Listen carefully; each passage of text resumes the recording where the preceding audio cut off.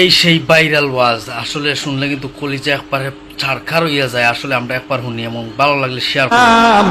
আসমান আল্লাহ বানাইছেন কুন ফায়াকুন বইলা, ফেরেশতা আল্লাহ বানাইছেন কুন ফায়াকুন বইলা, জমিন আল্লাহ বানাইছেন কুন ফায়াকুন বইলা।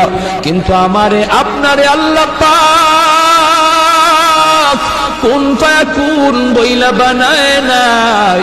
আমাকে আপনাকে যখন আল্লাহ বানাইছে, খালাকতু বিয়াদাইয়া, আল্লাহ বলে আমি আমার নিজের হাত দিয়া বান্দা বান্দিরে বানাইছি।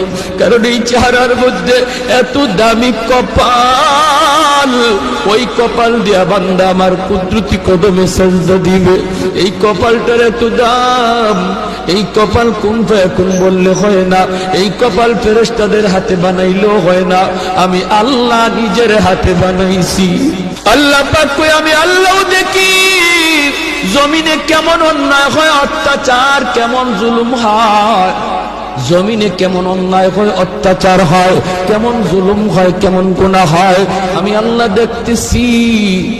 আমি আল্লাহ দেখতেছি আমার নবীর নায়েবে রাসূল উলামায়ে কেরামের সাথে কেমন আচরণ হয়, সবই আল্লাহ বলেন আমি দেখতেছি। এরপরও আমি কেন নগদ ধরি না জানুনি? 4 শ্রেণীর কারণে। লাউলা মাশাইখু রুফকা ওয়াল শাবাবু খুশা ওয়াল আতফালু রুদ্দা ওয়াল আনআমু রুদ্দা।